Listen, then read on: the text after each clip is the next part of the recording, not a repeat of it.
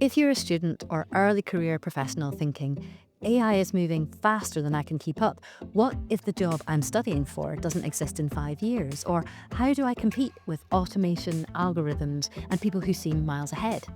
Then this episode is for you. Today, we're going to challenge fears you may have about staying relevant across your full career journey. Because the truth and the great news is that AI doesn't replace people who create value, it replaces tasks, not thinking, processes, not judgment, and repetition, not imagination. The people who stay relevant aren't the ones who know the most tools. They're the ones who think ahead, adapt early, and focus relentlessly on value creation. By the end of this episode, you will understand what AI is actually changing in the job market and what it isn't, how forward thinking helps you stay employable and not anxious, and how to position yourself as someone who creates value alongside technology, not in competition with it. One idea you hear today might completely change how confident you feel about your future career. So let's get inspired. Joining me today are two guests working directly at the intersection of technology, business, and skills. Matthew Leeper is co-founder and CEO of Education Evolved, an education accessibility company developing immersive, cloud-based XR learning experiences for CPD and executive education programs. He's also CEO of Silmaril, where he helps businesses thrive in the digital era through AI integration, strategic consultancy, coaching, and bespoke technology development. Michael Gillespie is the AI lead at Turtle, a Glasgow-based travel manufacturing company. He joined the business through a knowledge transfer partnership after completing his MSc in machine learning at Strathclyde. His work focuses on integrating AI into software systems, including developing tools to automatically detect intellectual property infringements online, a role that sits at the boundary between technical expertise and business value. Together, we're going to explore how you, our listeners, can use an entrepreneurial mindset to build a career journey that remains relevant, resilient, and valuable, even as technology evolves rapidly. This episode of Inspiring Entrepreneurs is sponsored by CIMA, the world's leading and largest professional body of management accountants. Matt and Michael, thank you so much for joining us today. We really appreciate you taking your time to have a conversation. I'd love to start by exploring some of the ideas or assumptions that our listeners may be carrying. Idea one, AI has accelerated the pace of change so much that the future of work is unpredictable and planning, therefore, is pointless. Michael, from your perspective, working hands-on with the AI in an industry, what is AI actually replacing and what is it not? Okay. Yeah. So I think, historically, kind of pre the kind of generative AI revolution, I think it was kind of automating specific tasks. So you'd have, specific tasks, and then you would create a model that's able to kind of infer an outcome from some data and guide you or guide a system on that, on what it should do next. Now we're kind of moving towards, systems and agents having more autonomy, but it's still not replacing kind of that human critical thinking and kind of forward thinking that you see from people in industry.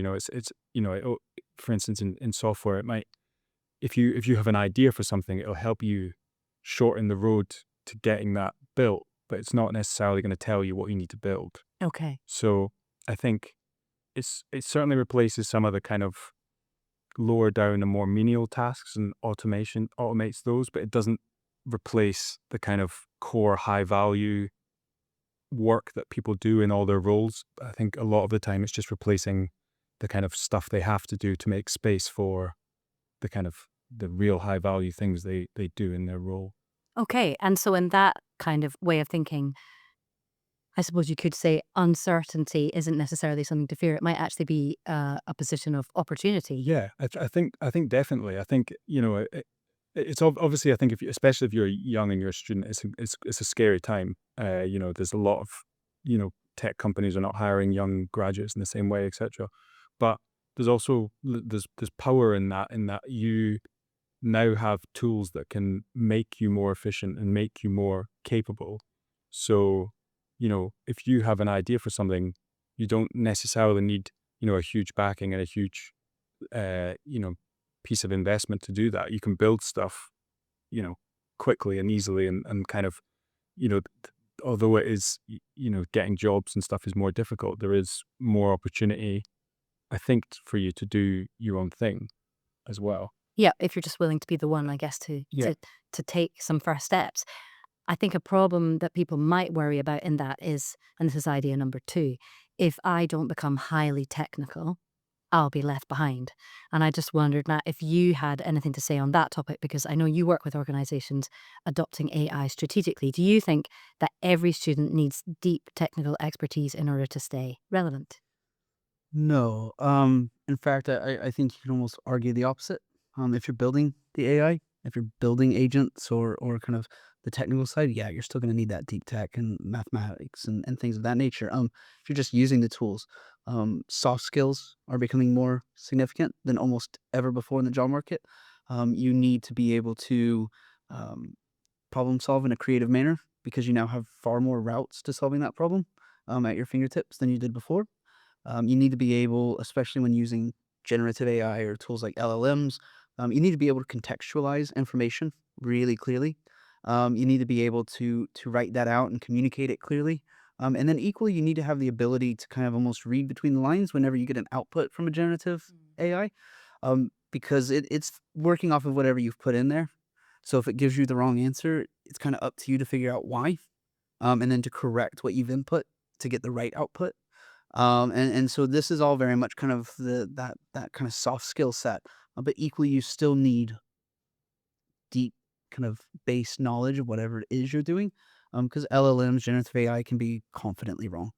And so if you don't know what you're looking for, what a right answer is, then you're going to run into long term problems. When you're using AI tools that aren't LLMs like agentic AI or AI workflows, process is now kind of the name of the game. Um, Without good process, it's very difficult to implement AI into any kind of organization. So being able to develop a process for whatever it is that you're doing is now key. And again, that's kind of that logical thinking, that creative problem solving, and those soft skills to even communicate to upper management leadership why this new process should exist and how these AI tools are going to allow that process to increase productivity or efficiency for the business. So again, I guess there's some definitely areas of opportunity in there that if you can hone those particular skills, then you're going to be quite well placed to be able to help people maneuver this new landscape, if you like. We talk quite a lot about entrepreneurial thinking at Strathclyde Inspire, and this is not just necessarily for founders and people wanting to build a company, but anyone building a career, really. And one of the skills we talk about is forward thinking, being quite a large part of that, about anticipating change, staying curious, positioning yourself ahead of problems rather than reacting to them. So, what does forward thinking mean to you in the context of careers and AI? I mean, so I think in terms of like if you're already in a career or a job, and I think Matt kind of touched on it, like mapping out the processes and anticipating what could be automated. If you can do that from a position as your role, you understand it better than anyone. If you can see what your role might be in 4 or 5 years, part of that is basically realizing what capabilities there are for AI systems, applying that to your specific role, because there's loads of generic information, but understanding what bits of your job are kind of automatable, I guess, or partially, and will become more kind of a partnership with an AI. And if you focus on, I guess, the other parts of your role that are the real high value parts, and focus on improving those skills and highlighting those, I think that can do you like a great stead for the future. I mean, if you're a business, it's probably slightly different.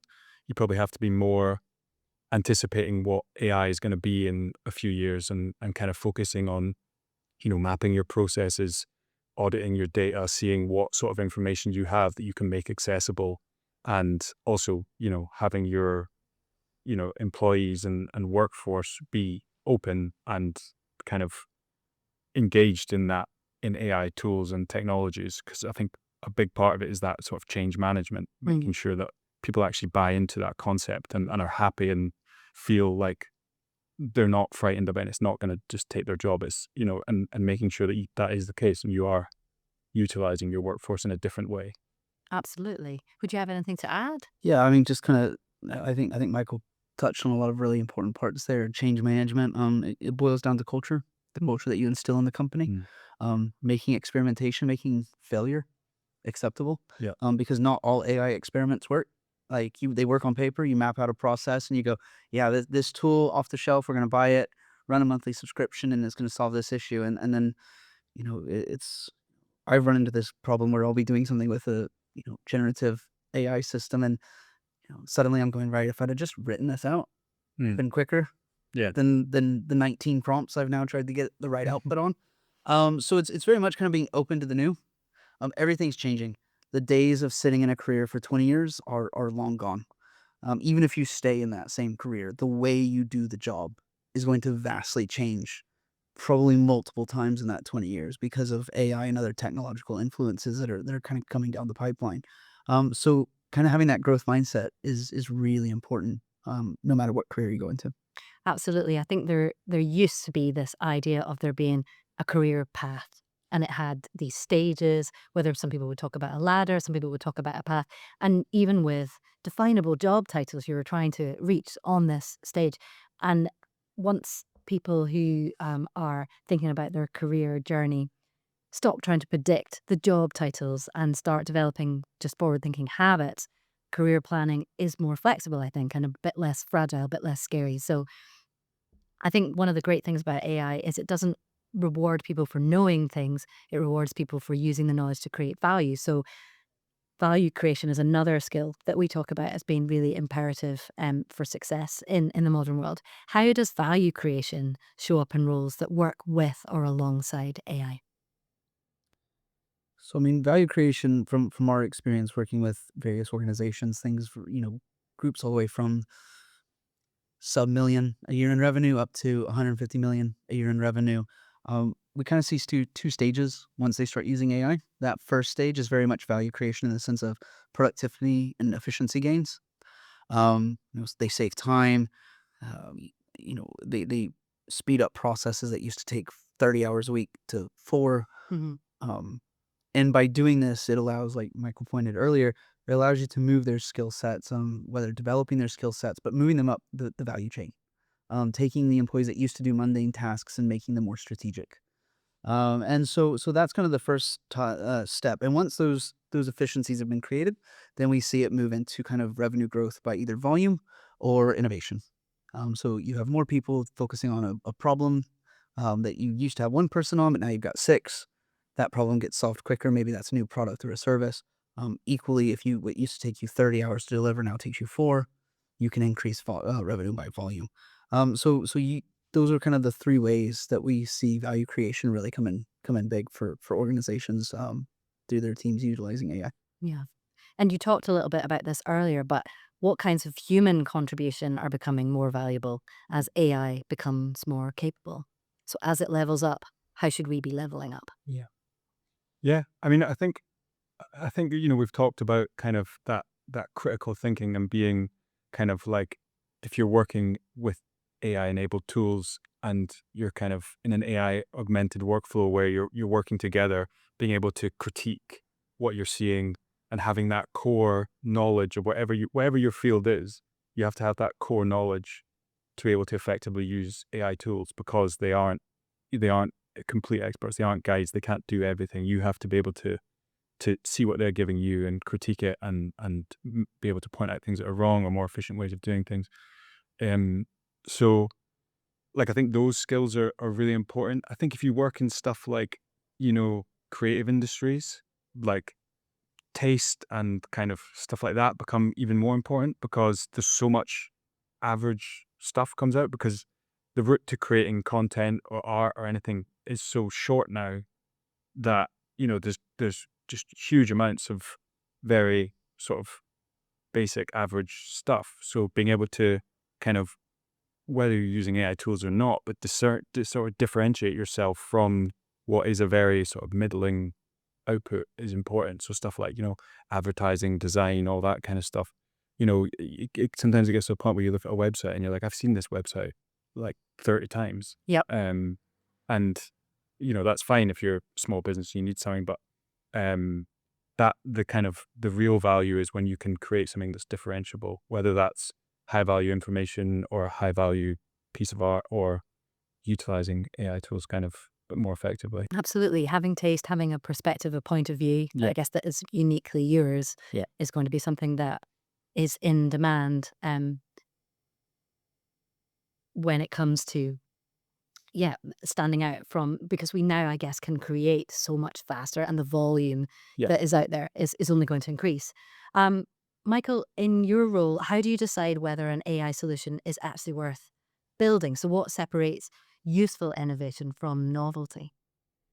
Yeah. So I mean, before I mean, I think Matt touched on it a lot. Before you would build anything, you would be looking at, what is either a pain point or something that takes a lot of time or a massive, inefficiency, and think about, like, how you could potentially look to automate that. It's kind of the same as, people have been doing with automations for a while, but it's much more universally applicable now.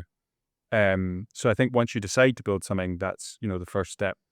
I think that whether it's actually useful or whether it's a novelty comes down to, when a person actually starts using it. I think it's really easy to make something that, like, on first instance looks great and on paper looks great, but when it actually gets in the hands of a an expert in whatever the task is. So, for instance, like customer service, and they get their hands on it, they might just think this is not useful at all. So kind of having that robust validation, so you're ensuring what you're getting out of whatever your system is, whether it's pulling data from a database or kind of, reacting to customer questions or whatever, that that what it's providing is accurate to either the person working or the user. So accuracy, and then also that it actually does tasks that are helpful Yeah. successfully. And the validation step is quite often overlooked, I think. So it needs to be kind of at the forefront of whether you decide something is useful or not. Something that we talk about with business creation quite a lot, there's sometimes a pitfall that people can have where they get caught up with an idea Hmm. and it seems such a wonderful idea before checking whether people want that. Yeah. Is it actually helpful? And you think you have a solution, but have you fully evaluated the problem Yeah. before you dive in? So, Matt, when organizations adopt AI successfully, what mindset or behavior do you notice in the people who thrive during that transition? Yeah. So I mean, I think there's two layers to this. There's the C-suite leadership, and then there's everybody else. So on the C-suite side, it's those who can kind of remove themselves from the hype and actually figure out what works. So there was an interesting report by Dataiku, which is a company that does data cleansing in the U.S., and they released a report 2 years now running, and on average, 51% of companies that spend more than $3 million a year on AI have no return on investment capture. Um, That's awful, and if this was traditional tech, I don't think Yeah. anybody would let that fly, especially at that amount. So, leadership that can actually hone in on how you measure ROI, and that's one of the things that the two biggest things that when we walk into a business, it's often, where's the data? And the data is just not there. Hmm. So a lot of data cleaning has to happen. But equally, it's like, how are we going to capture ROI? So we actually know what we're implementing just doesn't feel good. So that's kind of the C level, the getting them on board for that. For everybody else, it's very much focused around dividing what humans can do and what the machines can do, right? And humans are good at messy, so ethics, morals, the legal, shouldn't we do this, right? Relationship building, customer oriented activities, that leave that for the humans. Give the machines what the machines are good at. Give them the data, whether it's proprietary data, external data that you can combine to get some really exciting outcomes and insights that help you drive the business forward. That's what AI is really good at. So it is a bit of this dividing between what the humans should do and um, what the AI should do. And then, you know, you usually find your champions like within businesses, people who are really excited and enthusiastic about AI. But equally, you have your detractors who are terrified by it, whether it's worried about jobs, worried about quality of output, customer trust, right? There's a whole laundry list of reasons why you get these skeptics. But we've noticed that when AI is implemented correctly and strategically, the skeptics generally become your biggest champions. Okay. A complete turnaround. Yeah. Hmm. And so your career, it crosses education, technology, and consultancy. How did you, on a more personal level, talking about your personal journey, spot where you could be useful and turn that into an opportunity for yourself? Yeah, I mean, I think for me, I started my entrepreneurship journey when I was 14, back in the States. So I've always been on the lookout for opportunity. And it's just constantly developing your own skill sets. Sometimes out of necessity, sometimes out of desire. But then consistently evaluating your skill sets, looking for where different skills help influence other skills, and how you can apply that to find opportunity.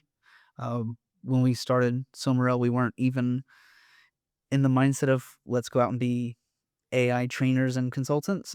We were using it in a previous company because we were a team of 3 with 5 projects going on at the same time. And starting in 2021, it was just anything and everything we could get our hands on Yeah, necessity. to make life easier. And through that kind of trial and error and kind of learning by fire, we ended up understanding how to implement AI across most business functions. And so that's how Somerel kind of phoenixed out of that previous business.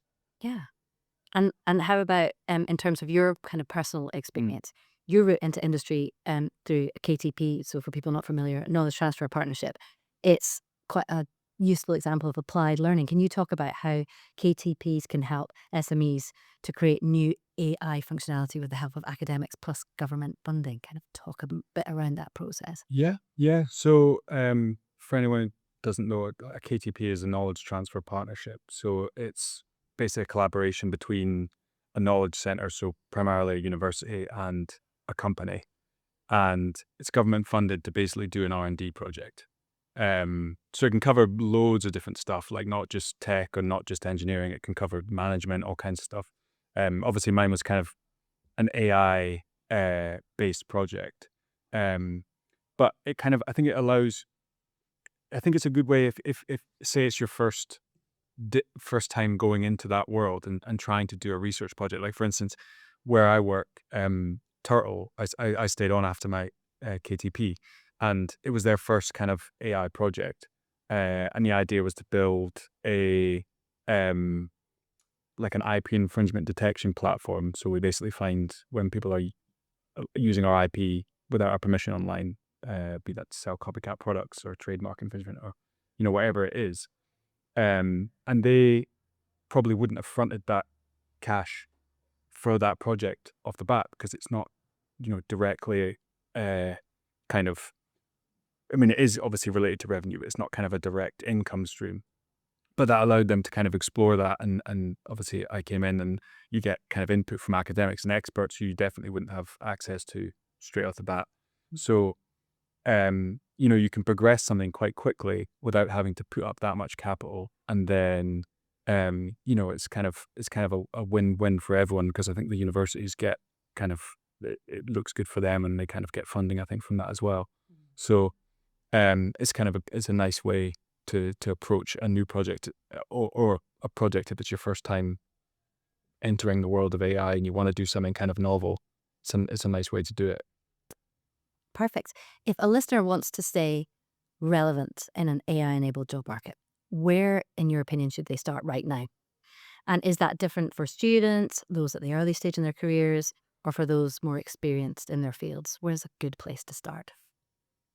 I mean, I think if you're properly starting, like if you never like touch ChatGPT or anything, I think a good place that I think to start is take something that you know inside out and do it yourself, and then do it with using an AI to kind of augment that workflow.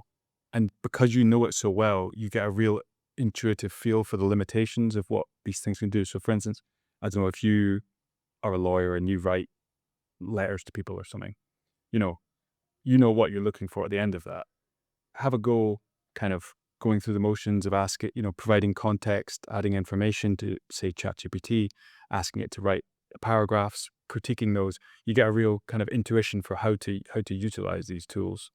So that's kind of if you're starting from scratch, I guess. If you're kind of like I don't know, a moderately experienced person, I think, there's ways that you can level it up. There's kind of a bit of a democratization of AI happening where, you can build tools yourself. They might not be perfect, but there's platforms you can use to kind of build automated workflows and tools to automate bits of your job without writing a single line of code. There's drag and drop things. You can connect them to your email. You can connect them to data sources. And that's kind of like a big step up. Are there any kind of problems that people can practice solving with AI in order to stay employable or make their first kind of attempts, if you like? Yeah, I mean, I think problems that take a significant amount of time, that sounds easier than it is to find sometimes. But if you've got a process at work, or even in kind of like your personal life, something that just takes a lot of time, see if you can get, whether it's a generative LLM or another tool that's kind of more AI kind of behind the scenes, because we see this a lot when we go into a business initially and we start working with the teams. And we're like, we're going to do AI, and they go, "Yeah, I don't like ChatGPT." And it's like, Yeah. great, we're not going to use ChatGPT. I think that was never an option for this task, right? We're going to use this tool, and they're like, "Oh, I've never heard of that." And it's like, oh yeah, they don't get they don't get the publicity, but it's going to do the task Yeah. in 10 minutes that used to take you 5 hours or a week. So finding the problems and then finding the right tools. Tool finding is a big one. We do a lot of tool review. We have an entire R&D team that does nothing but play with off-the-shelf tools, and write user guides and workflows and where use cases and tech integration into their tech stacks and everything else like that. You know, 3/4 of the tools that get sent to us or that we find we can eliminate because they don't have a cookie banner, so they're like not even GDPR compliant. Yeah. They're not willing to be GDPR compliant. Then can you actually trust them with any level of data from your entity into this? And it's like reading terms of service. Like 3/4, probably more, of the tools we can eliminate as a recommendation to a client before we ever actually touch the tool. Because it's just they don't pass kind of that sniff test of, has this actually been created with care, or is this something someone spun out in 20 minutes and Yeah. they've said good enough. Yeah. So find the problem, figure out how to find the right tool, because that'll be far more valuable, because businesses have procurement processes. They're not just going to let you just go out and just say, hey, I found this tool, it's great, I'm going to start using it tomorrow. It's a great way to get a disciplinary action. Absolutely. So having a bit of in certain circumstances, having some of that guidance sounds like it can be a really valuable thing to have, especially if it sounds like you're actually already removing such a large number of opportunities or options out there before you would even get started. How do you know when AI is helping your thinking versus replacing it? I mean, the test I always use is like, is this difficult? If things are hard, that's why it's called work. Learn, if you're a student and you're just breezing through all your exams and pieces of coursework because AI is writing it for you, you're not learning anything. And I think it's the same with, like if you're, I don't know, creating a new piece of software or creating a project or whatever it is, you should be learning about what you're doing at the same time. And if you're relying too heavily on AI to guide you, then you're not sort of interrogating the decisions it's making or whatever that is. So you're just sort of following the leader, and then probably what you get out is either not very good or not very efficient, and you haven't really been able to tell it otherwise. So then you're kind of in that zone where you're not really adding any value anyway. So I think certainly if you're kind of early career or a student, it should be difficult. Right. And if you're not finding it difficult, then make it hard for yourself by interrogating what you're getting out of it and think, why is it that decision been made? What were the other options? And the best thing is you can ask it, and a lot of the time it'll be able to tell you. Obviously, different AI tools, but I assume predominantly most students are using LLMs and sort of tools like that. So Yeah. So the interrogation is a really key part of the process in understanding whether or not something is actually serving you Yeah. and helping you advance your thinking as opposed to just blindly accepting. Yeah. Absolutely. I mean, I think, again, splitting it into tools versus LLMs. Yeah. Tools, I think that sometimes it's that question mark that there's been in academia since Google, right? Like your old professors would be like, right, well, I had to go to the library and use the index card system to find this information. Now you Google it, and it's like if you're using lead generation AI tools, and what used to take old business development managers a week to find and identify, you can now find, identify, get email addresses, and context around how you should approach them in like 4 minutes, Yeah. right? I don't think that's necessarily doing the thinking for you. It's the benefit of the tool. On the LLM side, I think, if your prompts include more than one question mark, you're using it wrong. In Okay. fact, your prompt should have almost no question marks. Yeah. You should be telling it what you need as an output, and then you need to be dumping an incredible amount of contextualization so it has the data Mhm. to actually crunch to give you a good response. And that's where field expertise comes in that we've talked about quite a few times throughout this. It's where that making it hard, like if you don't have the context to give it enough background where it starts hallucinating or just pulling in overly generic information, it's now doing the thinking for you. So the only time I usually have a question mark is like, ask, if I say, do you have any suggestions for any information that I might have been missing that would give you more context to make this a better outcome? Question mark. That's kind of the only question marks I ever give it. Otherwise, I'm relying on it to return me information. And depending on what task I'm doing, like if I'm drafting a brief sheet for a client or if I'm drafting a report for a client, it wasn't there and it doesn't have enough data. It's going to pull from all of its kind of neural networks, and it's going to be over generic and not useful. Okay, so keep questions to a minimum. Yeah. Provide a lot of context. Work hard. Yeah. Yeah. Yeah. What is one AI tool that we haven't heard of yet and one that you can't live without?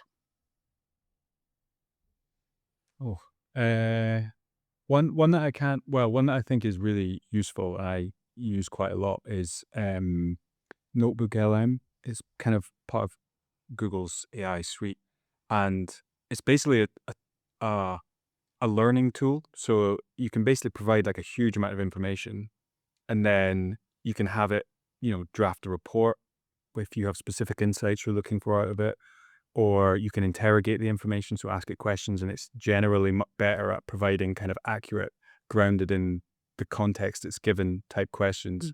And you can even do a thing where like you can make a podcast or like a listening note. So like if you have, I don't know, 20 minutes to get briefed on something, you can very quickly get a lot of information into yourself.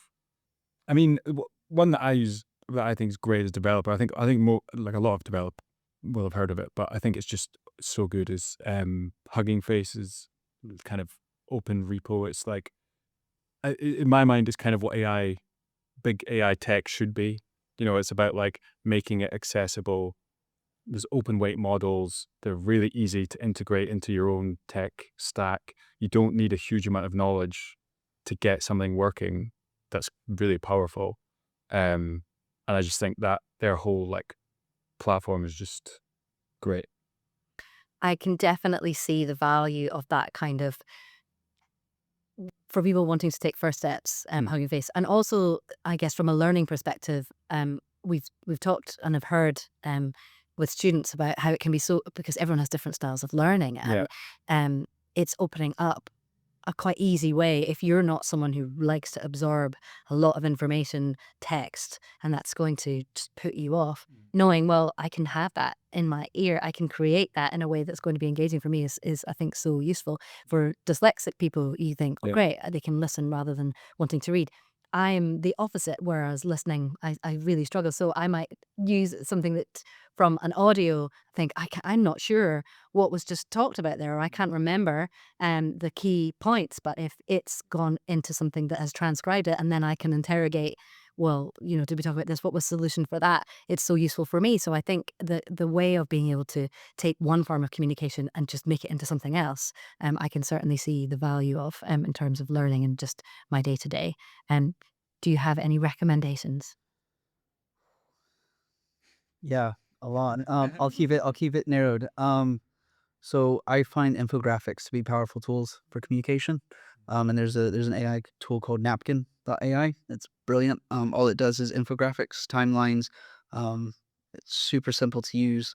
It doesn't hurt the wallet too bad to onboard, and you can build out brand toolkits. And yeah, I mean, we built an entire pitch deck of infographics in like 20 minutes, which was fantastic because it made it really digestible, the information about what we do, how we do it, how we operate, who our, intended customer personas are, um, in a pretty high level. Looks like I hired a designer to come in and do the kind of graphical viewpoint. So yeah, that's a really nice tool. More recently, we've been doing a lot with Synthesia, which is AI avatars. Okay. It's made onboarding videos really simple for us. But equally, anytime we now send out a brief, we have a really clear process. We take meeting notes, plug it into a specific agent. It drafts out the brief. Then we take the brief, put it into another tool that drafts basically a 10 PowerPoint slide based off of the brief. And then I can take that PowerPoint slide back into an LLM, have it draft a script, and then have AI avatar me deliver a 5-minute video presenting the pitch of the brief to the client. That whole workflow takes about 30 minutes. So it's you as an avatar. Yeah, it's me sitting in the office. Yeah. And I just have to take the script and drop it in. Yeah. And then there's me giving the pitch to the client. And of course they're like, "Oh wow, like you filmed this?" And I was like, "No, not at all." But it's kind of on brand. touch, yeah. It's on brand for us, right? So those have been kind of like a really fun workflow we've been messing around with lately. As far as and a specific tool I can't live without. There's a business development tool called Omni. And basically every morning it scrapes my calendar, and then looks up all of the information about the company. So it does SWOT analysis, pestle analysis. The model is trained on Silmaril and what we offer. Okay. Our case studies, awards. So it then tells me, based off of the news that it's scraped about that company, how we should approach the sales meeting, what services are more likely to hit and why. And then it also does basically a full background profile on everybody who's attending the meeting, down to their hobbies, their interests. So, I've walked into a meeting and kind of just randomly spurred up, long distance cycling for charity events. And the person's like, "Oh yeah, I love doing that." And I'm like, "I know you do." And so that's like a fantastic tool. We use that across a lot of the team because it gives us some really deep insights about who we're meeting. And when I say really deep, it's usually about 3,000 to 5,000 words on each person. Wow. So great tool for kind of outreach and understanding who you're about to go talk to. I wouldn't necessarily have thought of it being, I guess, what is essentially a relationship building tool in a way. And now I'm wondering what you know about me. Before we get into any of that, I think probably this is a good place to leave it. Thank you so much for joining me today. I've really appreciated and enjoyed hearing your insights. I'm going to have to go now and immediately start investigating some of those recommendations and start making myself some infographics for sure. So thanks once again for joining us today. Thank you. Here's what I hope you take from today. AI won't steal your job, but it will expose roles that don't evolve, don't add value, and don't think ahead. The people who thrive are the ones who stay curious and focus on solving meaningful problems using the tools available to them. Matt and Michael have shown us that relevance isn't about predicting the future perfectly. It's about building the habits that let you adapt as the future unfolds. You don't need to outrun AI. You just need to work with it and create value that technology alone can't. And if this episode made the future of work feel less intimidating, share it with someone who's worrying about being left behind. Because the most future-proof careers are built on forward thinking and value creation. Thanks for listening to this episode of Inspiring Entrepreneurs. If you found anything that we said useful, we'd love for you to leave us a review wherever you listen. It really helps other viewers to find us. And check out the rest of this series for tips on everything from how to pursue a career path that aligns with your values while also paying the bills, to exploring ways of building a personal brand and online presence that enables you to go from passive, forgettable, or invisible to credible, visible, and in demand.